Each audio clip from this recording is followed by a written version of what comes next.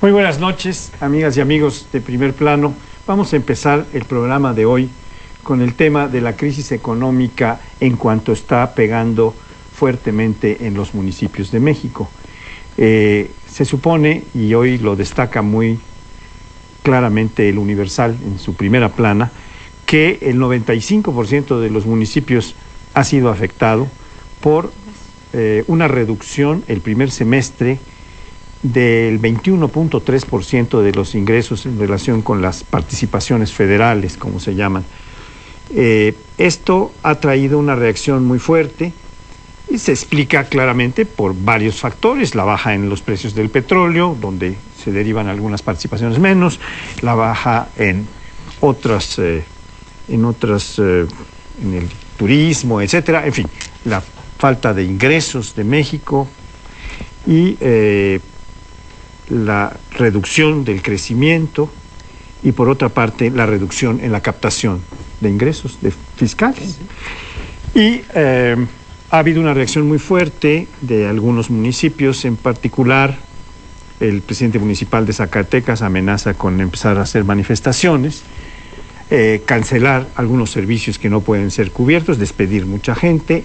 Los servicios especialmente apuntados para reducirse son los de seguridad, que es un punto ahora especialmente sensible, y los de la recoja de basura, que emplea a un buen número de personas, con lo cual pues estamos ante una situación difícil, que empieza a mostrar las fauces más agresivas de la crisis sobre la parte más débil de la administración pública, que sin duda son los municipios.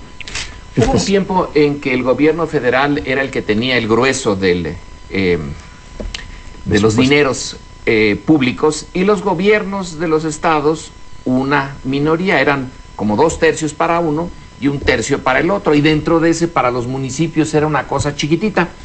Creo que en parte el petróleo está aquí explicando algunas cosas. Hace unos cuantos días, en un examen de maestría, se discutió a fondo el tema de los petroestados. La maldición de aquellos estados subdesarrollados, que tienen muy débiles sus estructuras institucionales cuando les llega el dinero del petróleo, y simplemente no saben cómo asumir el golpe, y al contrario, lo desembolsan con unas ganas. En el último gran boom petrolero mexicano le tocó a Vicente Fox. Recibió mucho dinero por el petróleo en sus últimos años, en los últimos años de su sexenio. Los de Fox todavía parece que van bastante bien. Recibieron tal cantidad, y él en parte compró la paz con los estados, dominados en su mayoría por priistas, y los municipios dominados también por un partido que no era el suyo, dando. Pero cuando se seca esa fuente y no se hizo una provisión para ir regulando lo que el mercado brutalmente sube y baja, no hay forma de disminuir el golpe, no hay colchón. Entonces, cuando ha bajado esa fuente tan grande de recursos, el golpe es seco. Se cuidaron de no avisar estas cosas antes de las elecciones de este año.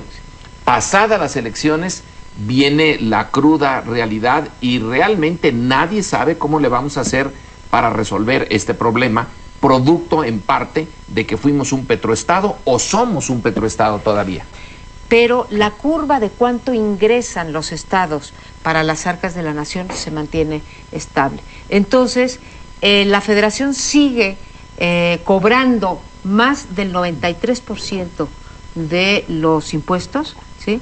Y la pereza fiscal, esto es, como es impopular, no es políticamente correcto, no te da votos, etcétera, los gobernadores no se hacen cargo de ningún tipo de esfuerzo fiscal, como pasa en muchos otros países federalistas, para de esa manera atender mejor a sus ciudadanos.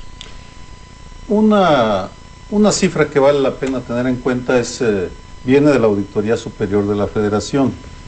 El Arturo Sánchez de Aragón, González de Aragón, perdón, ha insistido y ha sido muy claro en el peligro de la opacidad en los ingresos que reciben estados y municipios.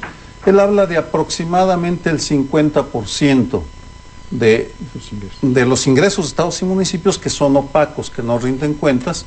Y para que el auditorio se dé una idea, durante el sexenio de Arturo Montiel, el Estado de México recibió alrededor de 500 y tantos mil millones de pesos. Por tanto, alrededor de 280 mil millones de pesos tuvo Arturo Montiel para manejar a su antojo. Me imagino que con Enrique Peña Nieto sigue siendo lo mismo. ¿Cómo se ha usado este dinero?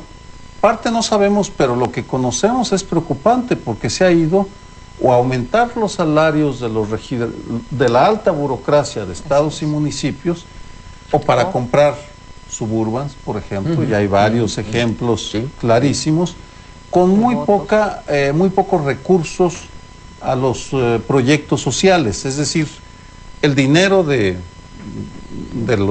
petróleo o lo que ha ingresado no se ha dedicado al desarrollo. En consecuencia, según la información que sacó también Reforma, de hecho Reforma lo sacó hace una semana y ahora es el Universal, apuntan a cómo está impactando a los servicios, pero curiosamente en las reacciones de los presidentes municipales no hablan de rebajarse ellos el sueldo. Y los salarios de algunos presidentes municipales llegan hasta los 300,000 pesos. Vamos, ha llegado, ahora se está corrigiendo por la ley de ingresos máximos, es decir, nadie en teoría puede ganar más que el presidente, en teoría, porque hay excepciones.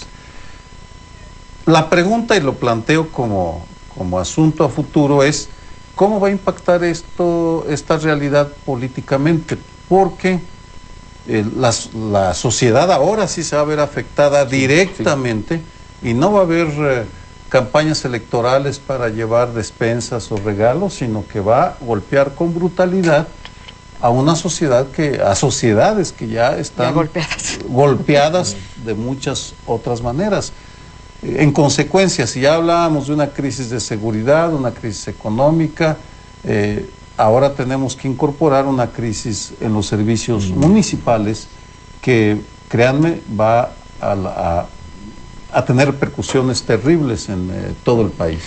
Bueno, la necesaria revisión que va a haber, porque efectivamente estamos teniendo mucho menos ingresos por varios conceptos, incluidas las remesas que no están dentro de los ingresos públicos, pero que también generan algún tipo de ingreso a la federación, porque con esas remesas a la federación o a los estados o a los municipios, es decir, al Estado mexicano en su conjunto, porque de esas remesas se pagan derechos, impuestos, productos, aprovechamientos. Bueno, los aprovechamientos son los de las empresas públicas, ¿no? Esos son otros ingresos. Porque estas compras que se llegaron a hacer de suburbans estaban metidas en dinero que no estaba etiquetado, y entonces los presidentes municipales pues se despachaban con la cuchara grande y tenían empleados públicos atendiendo sus asuntos privados, y entre ellos aparatos como esta Suburbans, que fueron las más famosas, pero era otro tipo de aparatos también los que se llevaban a su casa para su servicio, y esto es lo que hay que reducir. Cuando viene un proceso de racionalización y de racionamiento, ¿verdad? Pues tiene que haber una racionalidad muy clara en donde lo menos importante, que no puede ser la seguridad, que no puede ser la basura, sino estos otros gastos que pueden ser considerados como superfluos, son los que hay que reducir. Lo de racionalidad, hay que ver que tiene sentido del humor aquí Francisco José Paoli, porque el término racionalidad se aplica poco. Para empezar, insisto, en la manera tan estúpida como se usó el gran ingreso petrolero cuando existió. Si hubiera habido racionalidad... Pero quizá aquí lo que viene ahora es una muestra de la política. La política, el presupuesto y la política son sinónimos. ¿Cómo se va a afectar a ciertos estados? Hay la sugerencia en un artículo reciente que, por ejemplo, Salinas tiene su relación en la Secretaría de Hacienda, y el encargado en la Secretaría de Hacienda de qué le da a qué estado va a ser el que va a determinar en buena medida la política de estos 3 años que vienen.